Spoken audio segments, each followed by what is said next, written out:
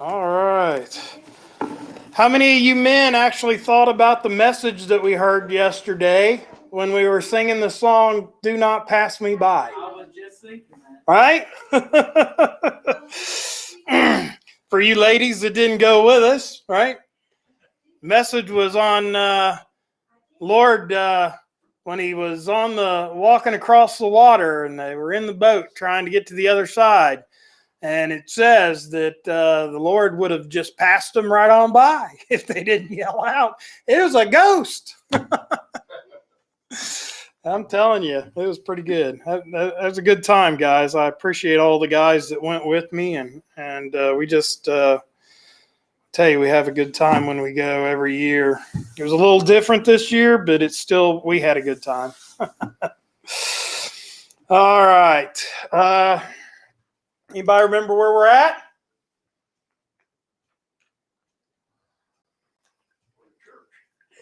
We're at church, Gary says. One of the smartest people in the building. All right. So this morning we're going to be in Daniel chapter 5. Daniel, can you believe we've been in Daniel? This will be the 5th week, all right? We're in Daniel chapter 5. One thing you need to kind of pick up on and understand is that so much time, okay, has passed and so much stuff has happened between chapter 4 and chapter 5 that we really actually kind of need to begin our study of chapter 5 with a little bit of a history lesson. Y'all ready to go to school this morning? Right? So chapter 4, if you remember, closes with what we might hope to be a converted Nebuchadnezzar. Remember him? Remember, right? And pretty much when he was converted, the kingdom became a really happy kingdom, all right? Nebuchadnezzar had been restored to his throne after he was turned into some crazy wild guy, beast, eating grass in the courtyard. He'd been restored to his throne, and he actually began praising God, the King of heaven, as it stated there in the very last verse of chapter 4. If you read that, verse 37, it says, "Now I, Nebuchadnezzar, praise and extol the honor the King of heaven, all of whose works are true, and his ways justice, and those who walk in pride he is able to put down." Y'all remember that, right, from last week? And then suddenly, right, with no more explanation of anything at all, these are times that'll get you a little messed up in the head while you're reading the Bible, okay? Chapter 5, the very next verse there, the chapter 5 opens with a very confusing statement. Anybody want to tell me what it says? The first 3 words. Belshazzar, the king. Wait a minute. What? What just happened? Right? What happened to Nebuchadnezzar? And who is this Belshazzar guy? Where did he come from, Gary? I don't know, right? It's kind of out there. Now, as you all know, right, we all consider the Bible, okay, the book that you hold in your hand, we all consider the Bible to be an actual history book, right? It's an actual history book. In other words, what we read in the Bible are true facts, right, that happen to actual people, right, in real places, okay? But unfortunately, millions of people all around the world simply don't believe the same things that we do, okay? And they spend their time searching and searching for things that would go against the Bible, okay? And the fact is that up until early in the 20th century, if we were to follow our worldly history books, okay, we would find that Belshazzar is never mentioned among Babylon's history of kings. Did you know that? Belshazzar was never mentioned as a king in the history of Babylon. I know that's strange, right? Okay. But if we're going to continue believing this book, we need to ask a few questions. And we need to be extremely serious about it. Who is this king? If there was never a record of a King Belshazzar, then who is Daniel talking about? I mean, is chapter 5 just some figment of Daniel's imagination? Because up until that point, right, this chapter that we're about to read just doesn't fit into our known history of kings of Babylon. It just don't fit, right? And so there are these are kind of some of the things that we as Christians have to answer if we're truly going to understand what's going on in chapter 5. Okay, so stick with me.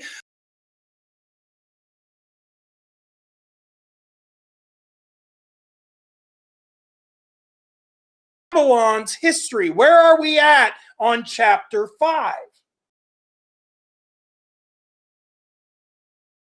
All right. Nobody wants to guess. We don't have a lot of people to guess, but nobody wants. That's okay. Okay. To begin with, okay, it's been approximately 70 years, okay, since Daniel was led captive away from his homeland of Judah. Remember when Daniel was led captive, right? It's been 70 years later, all right? And Nebuchadnezzar has died. Okay? He's died 25 years before chapter 5. Okay? So between the last word of chapter 4 that we just read and the very first word of chapter 5, we have a span of about 25 years. All right? Got that? After Nebuchadnezzar's return to the throne, remember he was brought back to the throne and he began praising God, okay? God showed favor to Babylon, right? They showed favor to Nebuchadnezzar's kingdom and to the children of Israel. Everything was going good, right? People that were once slaves in a foreign land found themselves thriving again. They were actually doing really good, Keith. I mean, good, right? And it was all because of God. It was all because Nebuchadnezzar had finally said, God is in charge. And he began following God. And everybody in his kingdom was following Christ, right? But this all hits kind of a bit of a snag. Just a couple years after the king's conversion, just a couple years after he returns to his throne, he dies. Okay? So Babylon, much like our Wednesday night Bible studies that we're all going through, okay? If you don't remember your past, you're bound to repeat it, right?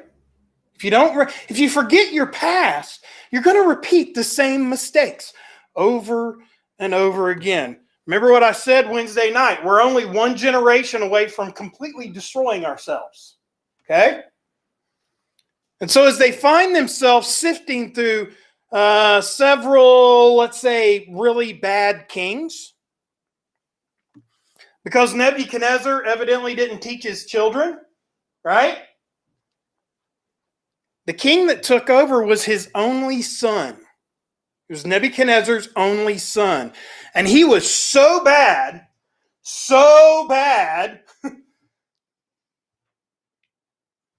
that the people of Babylon, not just the children of Israel, okay, but even the Babylonians named him Evil Murdoch. Evil Murdoch. You know, my wife's email address is Evil Tracy. It's not like that. he was actually a really evil king, okay? And so as you can imagine, he only lasted like 2 years before one of his most trusted people assassinated him and took over his throne. Okay? I'm not going to get into all the names of the kings that follow after him because, for one, they just really weren't that important. And for two, honestly, I can't pronounce them all, Gary. Right. I know, right? But the king, the very next king that took over, that killed Nebuchadnezzar's son, he only lasted about 4 years. Okay? And then his very young son took over rule of Babylon. And that one only lasted about 9 months before this really young boy was completely and utterly beaten to death by a group of people inside of his own court. The people who were supposed to protect him beat him to death. Okay? And the next man that took over was one of Nebuchadnezzar's son-in-laws. Okay? Not his actual son, but his son-in-law. This one I'm going to try to pronounce. His name is Nabonidus. Okay? I know, right? And he was actually one of the men that literally beat this kid to death. Okay? Now, you have to see the irony here. They were trying to maintain control of the largest kingdom on earth. And when the government, where are we at, guys? When the government, right, began to push God aside, you begin to see all the hate, all the fighting inside the very walls, right? Inside the government itself. Where are we at? Right? The very thing that was established to protect them inside the walls was instead destroying them faster than anything outside the walls could possibly do. Do you see where we're at today?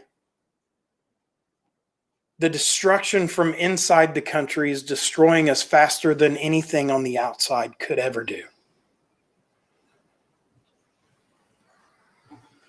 If we don't remember our past, right? Our government has pushed God so far out of inside of it, right? As we sit back and watch them trying to execute each other, not with guns or knives, but by brute strength and by, lying and all the fabrication and all the stuff you don't know what to believe. Remember our past. This is a true story. Okay? This is a true story about our past. People are afraid that this once superpower that we live in, just like Babylon, okay? This once beautiful country, just like Babylon, because we've forgotten our past, is headed for a massive fall.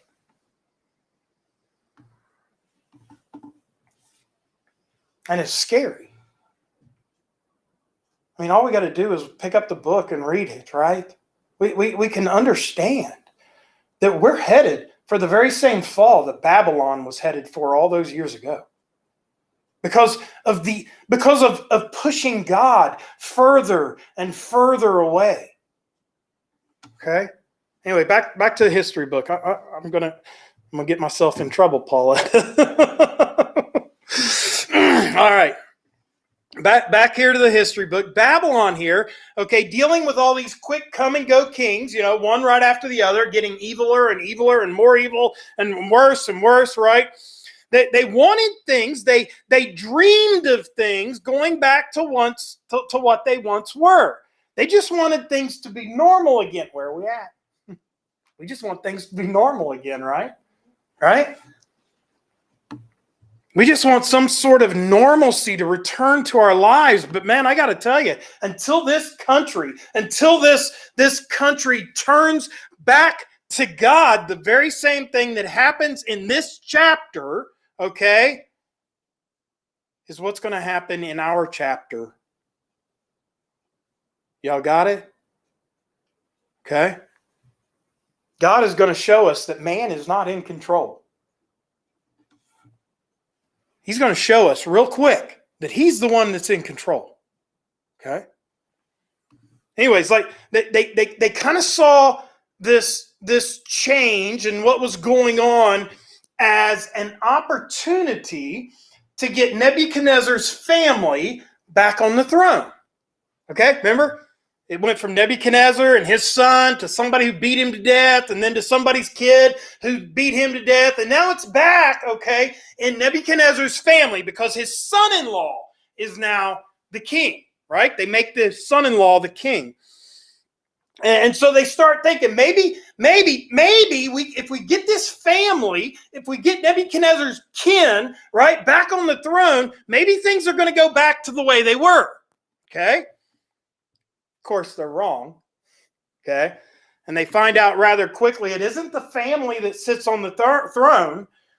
It isn't the person that's in charge that's going to save you, okay? But rather it's serving God that brings peace and normalcy back to our lives as children of God. If we serve God, if we do God's will in our lives, we will have normalcy. We'll be right back to where we were because God will take care of us, you know. He wants us to do his will. And even though the world is in chaos and going crazy outside, we'll be able to have a little bit of peace inside because we know who wins.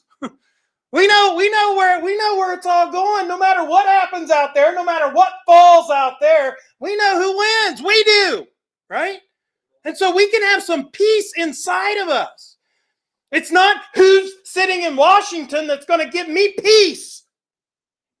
Donald Trump did not give me peace. You know, Biden sure don't give me no peace. Ain't none of them that sits in that throne, in that kingdom, in that office gives me peace. The only peace that I have is knowing that I serve the king, the one that started all this. That's where peace comes from. And if these people would have just figured that out in the beginning, man, things would have went really well for them. But they didn't. They wanted to put Nebuchadnezzar's kin back on the throne because that was going to give them peace. Okay? So, as they go here, once Nebuchadnezzar, if you remember, the dream that he had, right? The very first dream. Okay, if you remember the very first dream, it was time for this dream to start coming true. All right? It was time for the golden head of the statue to be changed out to the silver torso. Okay? Which was the Medes and the Persians. Right? And so God's first warning, it's not about you. That was the first warning. That was what he was trying to tell Nebuchadnezzar. It's not about you. It's about me, and it's about my everlasting kingdom. This warning is about to come true. Okay? Now, one thing you need to know is Nabonidus, all right, he is the very, listen real close. Nabonidus is the very last king recorded in Babylonian history. Got it? You see, Babylon, just like all the other countries, just like all countries, just like all kingdoms always do, right? All kingdoms, all countries, they all fall. Okay? Babylon is about to fall. And so this leaves us and about several million other people asking the very same question, right? Where did chapter 5 come from? Who was the last king, Dave? No, Nabonidus. Yeah, him, Nabonidus. He was the last king in Babylon. Babylon is about to fall. Who is Belshazzar the king? Who is Daniel writing about? Where did he come from? This is where it kind of gets interesting. All right? You see, Nabonidus, okay, instead of following God, remember Nabonidus, he's the last king, right, Keith? Okay, Nabonidus is the last king. Instead of following God, he was infatuated with this new up-and-coming God, okay? This new up-and-coming God. And this new God's name that he was so infatuated with and so set back with and wanted to follow so horribly bad, get this new God's name was Sin, the moon god, okay? Named rather appropriately, if you ask me, right? Anyways, he tried everything that he could. He tried everything that he possibly could to change Babylon's main god worship. Okay? They worshiped a god called Marduk, or as we would know him, they named him Baal. Y'all heard of Baal, right? Baal worship. Well, that was who this Marduk was. It was Baal, right? And he was trying really hard to get all of Babylon to stop worshiping Baal or Marduk, okay, and to start worshiping this new god called Sin, okay? But the Babylonians were having no part of it, okay? They didn't want no part of it. They were happy right where they were. They were happy with their God. They didn't want to change their God. And so the king literally moved away from the city because he wanted to follow Sin. Ain't that what we do? We want to follow sin, and so we get away from where we're living because we want to follow sin, right? Well, that's what he did. He wanted to follow Sin, the moon god. And so he moves away from the city, okay? And when he left Babylon, here's where the interesting part comes in, okay? He takes his only son, whose name just happened to be, anybody want to guess?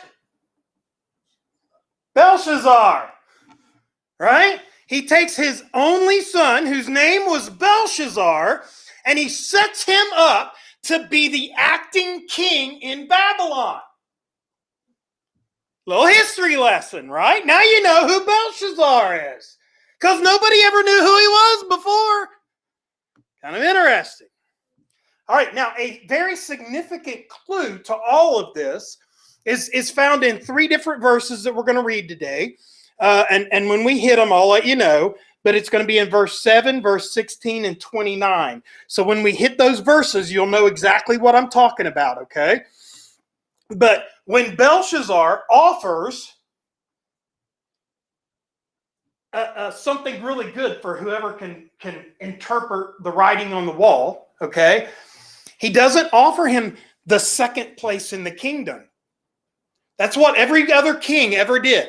They always said, if you can interpret this dream, if you can do this, if you can do that, I'll give you the second place in the kingdom. Well, this king doesn't do that. He offers the third place in the kingdom. And this is going to explain why. All right? So, the next time that you actually hear or read something that says chapter 5 was just a dream or a figment of Daniel's imagination, now y'all know the rest of the story. What show was that on? Anybody remember? Now you know the rest of the story. I can't remember that. Oh, that's what it was. WLW. Now you know the rest of the story. Paul Harvey. Man, Keith's on it today. I know, right? Okay, now y'all know where we're at, okay? Let's try to dig in here to the meat of this morning's message. If we remember, okay, back to Nebuchadnezzar's dream from chapter 2, right? Daniel told Nebuchadnezzar, after you shall rise another kingdom inferior to yours, not quite as grand or not quite as great as yours, but they're going to take over your kingdom. Remember that dream, right? Okay. Well, we're going to see here this morning the beginning of that changeover. And it all starts with Belshazzar's party. All right. As this prophecy of the golden head turning into a silver torso begins to be fulfilled. We open up here in chapter 5, verse 1. We open up with this new king, okay, and his son, okay, and we know by the timeline of this king that Daniel is most likely in his 80s, okay? Daniel's in his 80s by now, all right? So chapter 5, verse 1. Belshazzar the king made a great feast for 1,000 of his lords and drank wine in the presence of the 1,000. The reign of this new king is in full swing, right? King Belshazzar throws this massive party. Not really sure why, because in reality, his father, the real king of Babylon, has just been killed by the Medes just before the party starts. Okay? And the city was under siege.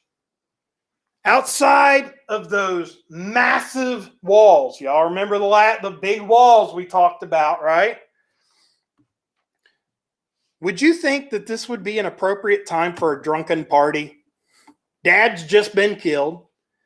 There's an army forming outside the walls, and they're getting ready to have a party. Doesn't sound real wise, does it, Keith? See, if it were me, I would have men up on top of that great big walls watching the Medes' every move, right? So that I wouldn't be surprised what happens next. I'd be praying for some type of deliverance, ordering prayer in every household in the kingdom. That's what I'd be doing, okay? But they chose to get drunk and have a party. And while this party was going on, the Medes were lining up around the city, getting ready to take it over, right? Maybe Belshazzar felt safe inside those 87-foot thick walls. You know? Another thing that we should know from what we've been reading on Wednesday nights in the story of Jericho would be that walls, right? No matter how thick they are, don't really help you out much with God's judgment. It's really no different in this situation as well. I'm telling you, man, no matter what wall you might have around you in your life, when it comes to God's judgment, He can get you, you know? You're not safe from it. You should follow God. You should take His advice. You should follow His will for your life. If you really want to be peace, if you really want peace, if you really want to know, right, that you're okay. Evidently, Belshazzar didn't know that, right? Maybe he just didn't care. I think that's where the world is today. They just don't care. I think they know. I honestly believe, man, there's not one person that can wake up in the morning, look outside, and see the majesty of God every morning and not know that God exists. I think they just don't care. Okay? I honestly do. But anyway, while all this is going on, okay, he plans this party and he gathers up 1,000 of the most elite people in Babylon. If we go to the archaeologists that have actually dug up Babylon, we find that Belshazzar had a banquet hall that was 1,650 feet wide, 1,650 feet wide, and over a mile long. That's a big building, right?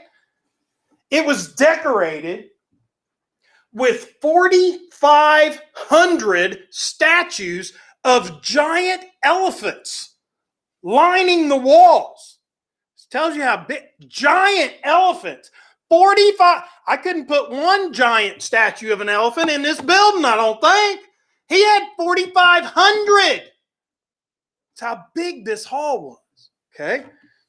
At this extravagant party that he was throwing, there was music and dancing, and of course, you know, you can't get very drunk without wine, right? Pick up there in verse 2. While he tasted the wine, Belshazzar gave the command to bring the gold and silver vessels which his father Nebuchadnezzar had taken from the temple which had been in Jerusalem, that the king and his lords, his wives, and his concubines might drink from them. Then they brought the gold vessels that had been taken from the temple of the house of God, which had been in Jerusalem. And the kings and his lords, his wives, and his concubines drank from them. They drank wine and praised the gods of gold and silver, bronze and iron, wood and stone. They took what God had set aside as a holy, and they began using it to worship their pagan gods. Remember the Wizard of Oz? Everybody remember everybody's seen it, right? There at the end, Dorothy and Toto could actually see the wizard behind the curtain. Remember? They looked around and there he was behind the curtain. Okay? And the wizard says, "Pay no attention to that man behind the curtain." Right? You remember that line in the movie? That's what Belshazzar is doing right here, right now, at this very time. He's saying, don't pay any attention to all them people outside the wall. Okay, he's like, pay no attention to them. Pay attention to me. I'm important, right? I'm right here in front of you. Don't worry about all the destruction, right, that's going on outside, because you're all safe and sound right inside these walls. He says, party, have a drink, right? It's okay. We'll make it through this. We're the greatest kingdom on earth. Does that sound familiar?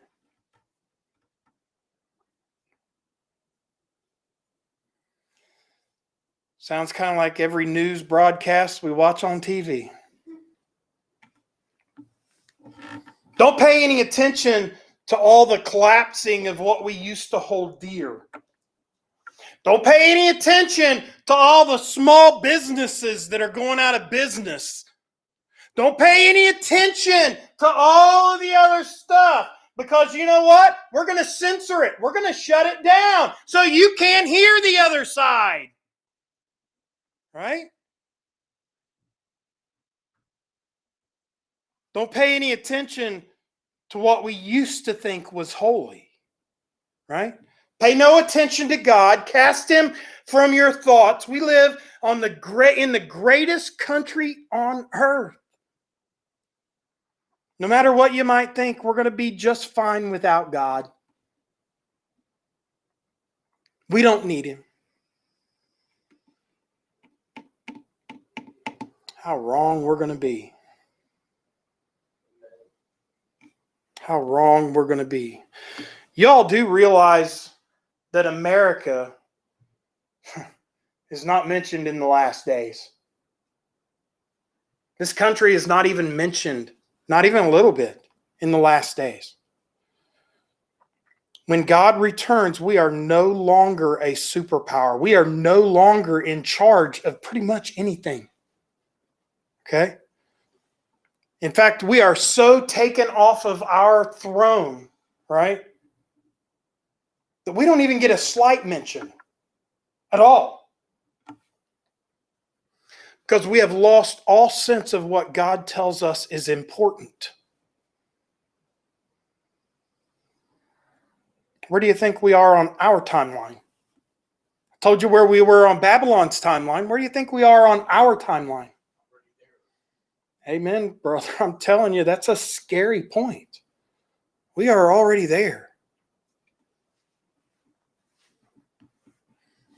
Anyway, when Nebuchadnezzar, sacks the temple back in the day, right? Back when Daniel was a kid, he burned the temple to the ground. Y'all remember that, right? He burned the temple to the ground. He took everything that was inside, right? And he carried it all from Jerusalem all the way to Babylon, and they put all the holy, sacred things in storage. They took, the menorah and the lampstands and the golden artifacts and the table of showbread and the forks and the spoons and the gold and silver cups and all these things, right? Everything that was holy, everything that was important to God, right?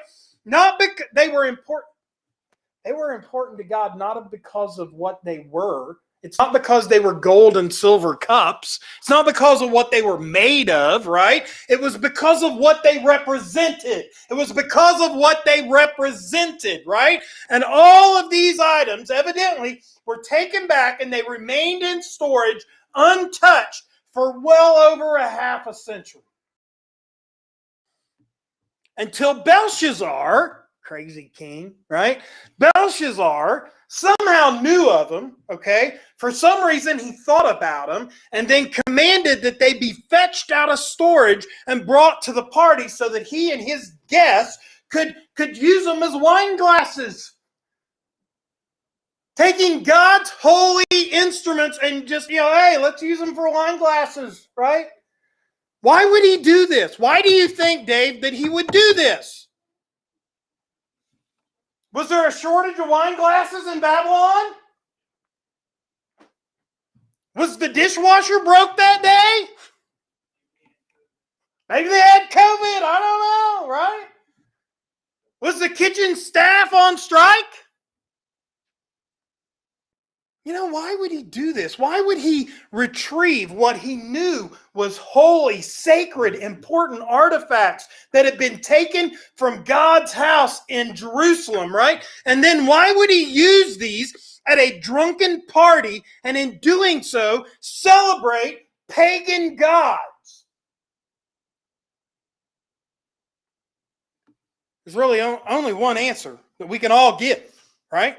It was that the king wanted to blaspheme or show the God of Israel who was in charge. He wanted to blaspheme God in front of everybody and say, it's not this God, it's me. I'm in charge.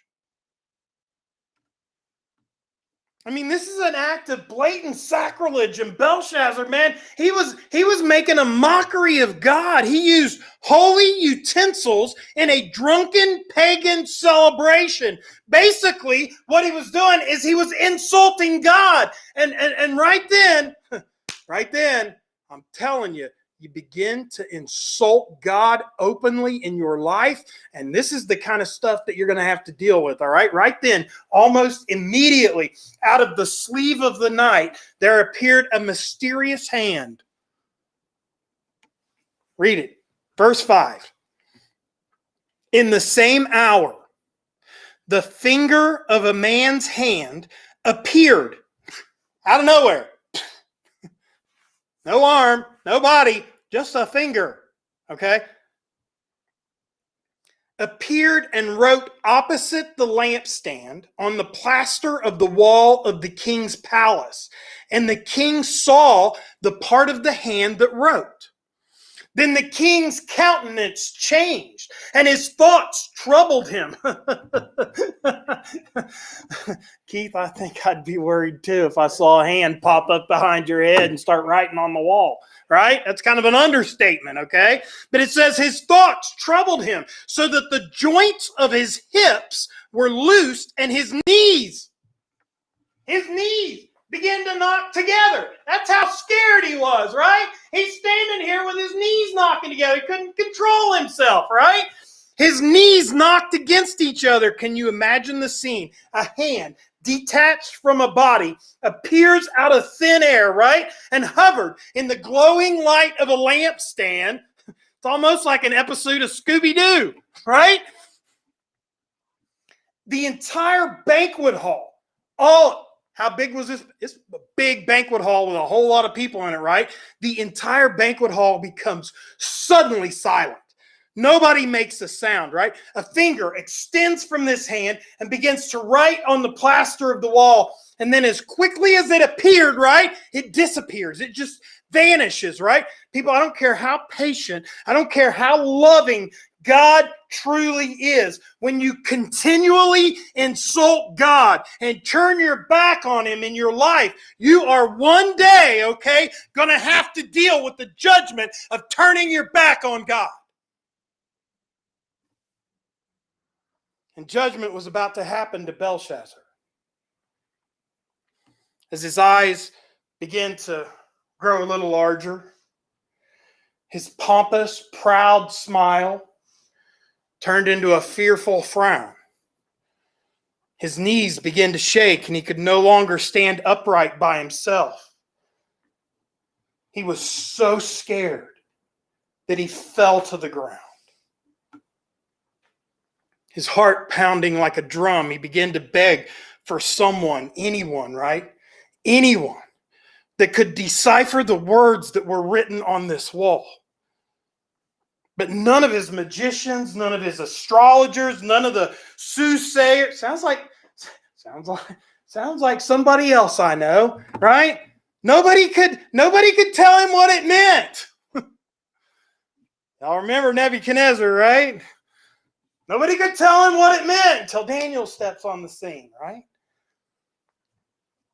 Verse 7, the king cried aloud to bring the astrologers, the Chaldeans, and the soothsayers. The king spoke, saying to the wise men of Babylon, whoever reads this writing and tells me its interpretation shall be clothed with purple and have a chain of gold around his neck. And he shall be, here's the first tip-off of what I was talking about earlier, all right? He shall be the third ruler in the kingdom. Got it? Okay? That right there, right? We all know exactly what he means now. Okay? By offering him the third place in the kingdom. Ain't it nice to sometimes be cut in on some of the little secret things you might miss if you don't know things like that? It's nice to know that, right? Anyway, verse 8. Now all the king's wise men came, but they could not read the writing or make known to the king its interpretation. Then King Belshazzar was greatly troubled. His countenance was changed, and his lords were astonished. That's when his wife, Gary, that's when Pauletta walks into the ring. I know, right? That's when his wife, after hearing all the commotion in the banquet hall, after hearing Gary open the refrigerator door, makes her appearance. Okay? She comes in and she sees what's going on. Verse 10. The queen, because of the words of the king and his lords, came to the banquet hall. The queen spoke, saying, O king, live forever. Don't ever think you're going to hear that, Brother Gary. Do not let your thoughts trouble you, nor let your countenance change. There is a man in your kingdom in whom is the spirit of the holy God. And in the days of your father... Okay. Who comes into the banquet hall? Belshazzar's wife, right? So she says, in the days of your father, well, it's not his father, okay? It's actually his grandfather, right? It's his grandpa. So she says, in the days of your father, light and understanding and wisdom, like the wisdom of the gods, were found in him. And King Nebuchadnezzar, your father, or, your grandfather, your father the king, made him chief of the magicians, astrologers, Chaldeans, and soothsayers, inasmuch as an excellent spirit, knowledge, understanding, interpreting dreams, solving riddles, explaining enigmas, or basically enigmas just means strange things, okay, were found in this Daniel, whom the king named Belshazzar. Now let Daniel be called and he will give the interpretation. The very fact that she had to identify Daniel to the king suggests to us that Daniel, all right, had already been mildly forgotten about these new rulers. They totally forgot who he was, okay?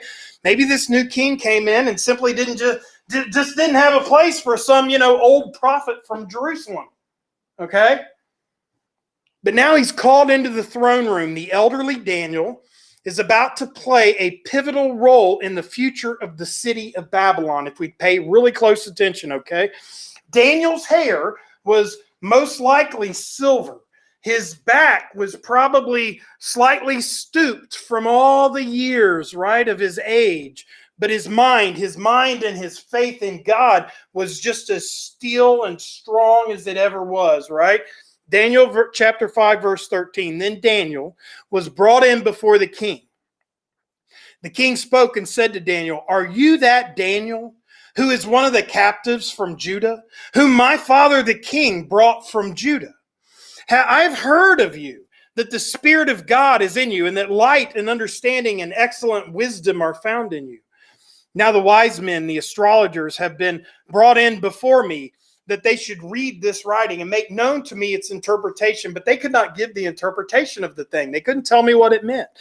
And I have heard of you that you can give interpretations and explain enigmas.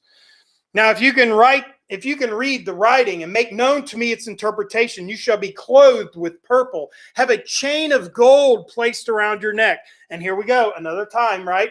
"Shall be the third ruler in the kingdom." There's the second time of that third ruler comes up, right? Verse 17. Then Daniel answered and said before the king, "Let your gifts be for yourself." I don't want your gifts, king, because I know what's outside that wall and coming in here. I don't want to be the third ruler of the I don't want this, right? Because there's an army out there about ready to come in here and take you out. Okay? It says, then Daniel answered and said before the king, "Let your gifts be for yourself. Give your rewards to somebody else. I don't want them.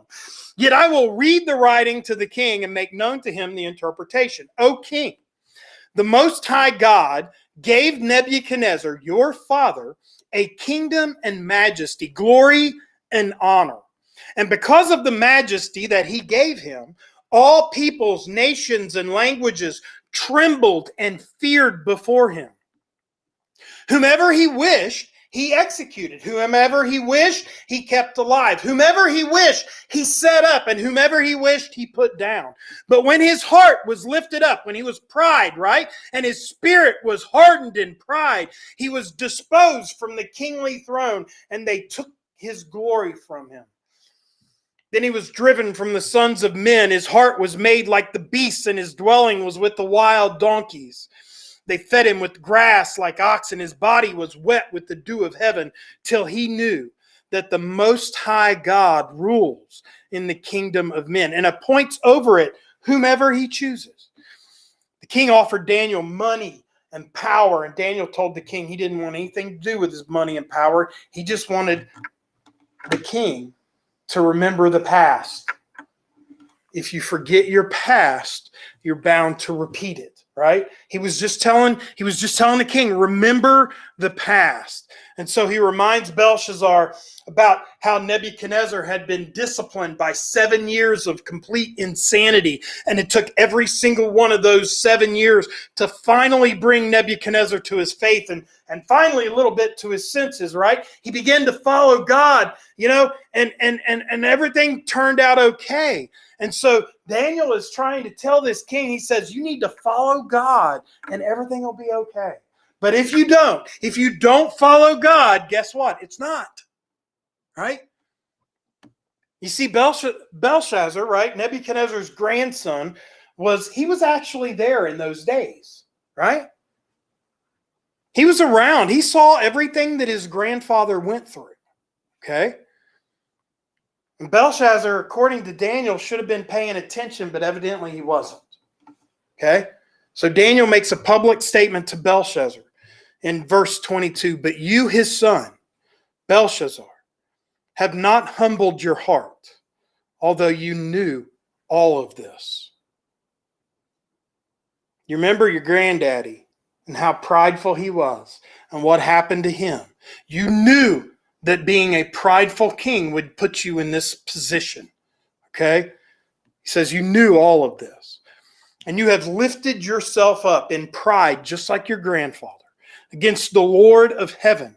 They have brought the vessels of his house before you, and you and your lord, your wives and your concubines have drank wine from them, and you have praised the gods of silver and gold and bronze and iron and wood and stone, which do not see or hear or know, and the God you who holds your breath in his hand. You men remember the message from the other night? Right? The God that gave us breath, right, owns all of your ways. Everything that we do in this life is owned by God, the very one that places his breath within us. He says God's in control, but you have not glorified God. Then the fingers of the hand were sent from him, and this writing was written. And this is the inscription that was written. Many, many tekel upharsin. This is the interpretation of each word. Many. God has numbered your kingdom and finished it. He says, you're done. It's over. You've had your last chance. Tekel, you have been weighed in the balances and found wanting. Your pride, he says, has destroyed you. And Peres, your kingdom has been divided and given to the Medes and Persians. I want you to notice that it does not say that your kingdom has been divided and taken by the Medes and Persians. What does it say?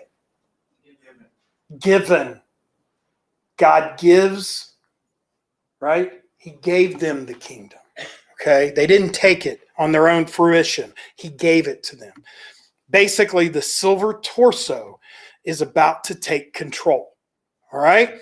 Then Belshazzar gave the command, and they clothed Daniel in purple, put chain of gold around his neck, and made a proclamation concerning him that he should be, here we go again, the third ruler in the kingdom. I'm standing there, I'm Daniel, I'm like, no, look, guys, you take this. I do not want to be the third ruler in the kingdom because I'm only going to be the third ruler for a very short time, right? I don't want this. It says, very next verse, that very night, Belshazzar, king of the Chaldeans, was slain. And Darius the Mede received the kingdom, being about 62 years old. At the very minute that Daniel was explaining the words of this prophecy, you see the Medo-Persian army was creeping through the aqueducts underneath the wall, that 87-foot wall. They were creeping through the aqueducts underneath that wall, okay? Belshazzar never saw it coming. He had a false sense of security. The city had actually collected over 20 years worth of food supplies because, quite frankly, this city was kind of preppers, right? They were always ready for anything that might ever happen to them. If they were going to be under siege, they had 20 years of supplies.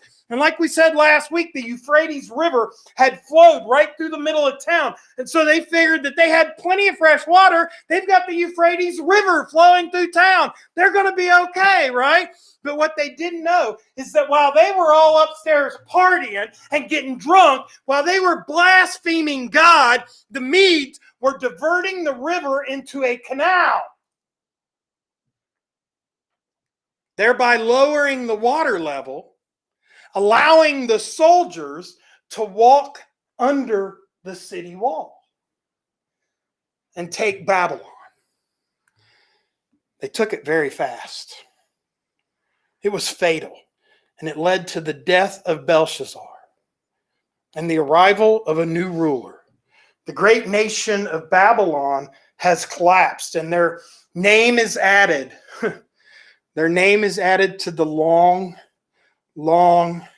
ever-changing list of nations that have turned away from God.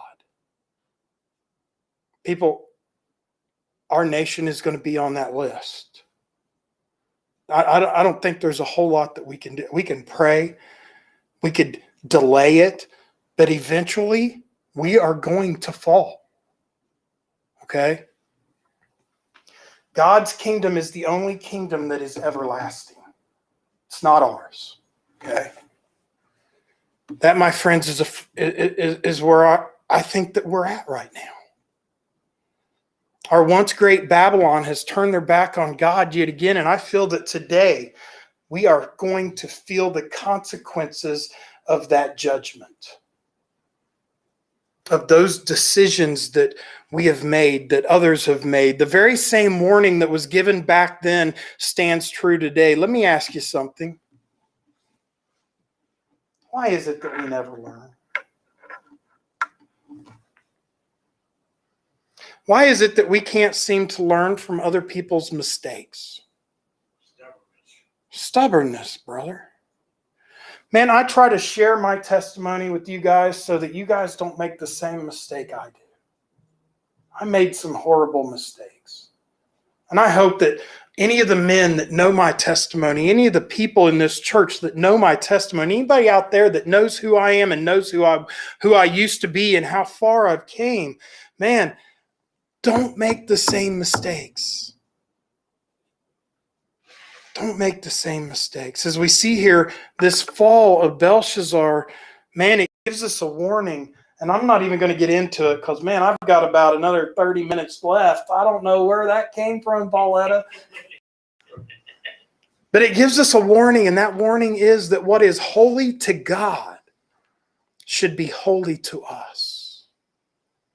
What is holy to God should be holy to us. We've got a commandment in Leviticus chapter 10, verse 10 that says, we want that you may distinguish between holy and unholy, between unclean and clean. The word holy means set apart, right? Set apart.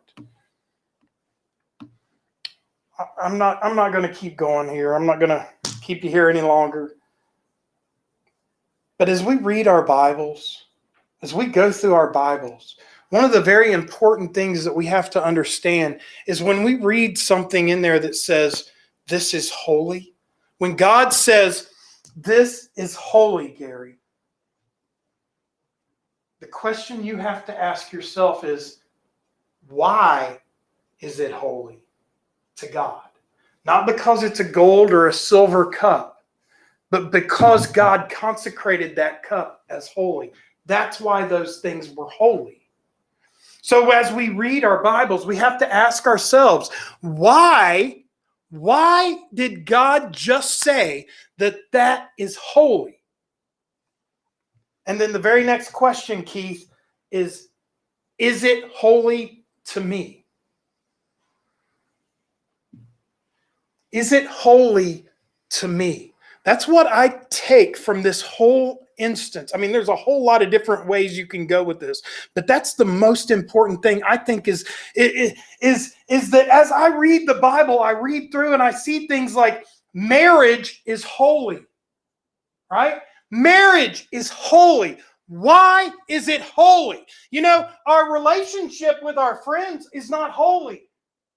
Our relationship with our neighbors, although may be fun, right? It's not holy.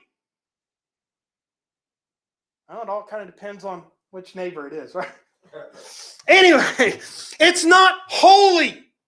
But marriage, the relationship between a man and a woman, is supposed to be holy. It is what God has ordained, and no man can tear apart. It is holy. It is a relationship that it is an example of a relationship that God wants with us. It is us looking like our relationship with God. That's why God says marriage is holy. Is that what it means to you? It's just one example. Every time you read the Bible and you come to something that says, God says, this is holy. Stop, study that. Why did God say this was holy? Why? And then does that mean the same thing to me? Do I just see a tree? You know, as an example, this is not holy, all right? But as an example, that's exactly what God is trying to say here. These cups, these utensils were holy, right? They were holy. They should have never been used for what they were used for. And with that, I'm going to close. Lord, thank you for allowing us to come together in your house, Lord.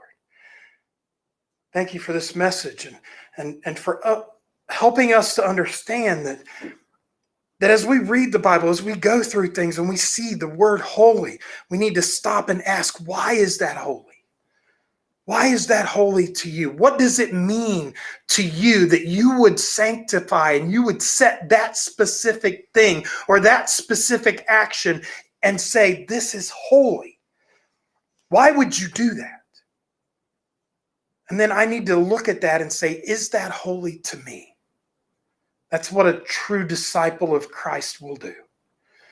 And that's what I hope that I've been able to impart to your people today, to help them to study your word. Lord, I love you. I thank you for all that you do for us. Lord, I pray again for all of those that are out, Dave and Judy and the Lamberts and Kathy, my sister, and brother Bill and Helen and Chris and Sarah as they're traveling, and Bobby and Linda and their boys, and Ann. Lord, we pray for Ann. We miss her when she's not here. Lord, I just pray for all of those that are missing today and all those out there that are watching. I pray that you have sunk into their minds and into their thoughts and just kind of help them to understand your word. Lord, go with us today, this morning, and just help us make it home safe and sound, and just be with us today, and let your word just kind of soak into our lives, and let us be a light tomorrow as we go out and go to work and go about our day. Let us be a light in the dark world around us. Lord, I love you. In Jesus' name, amen.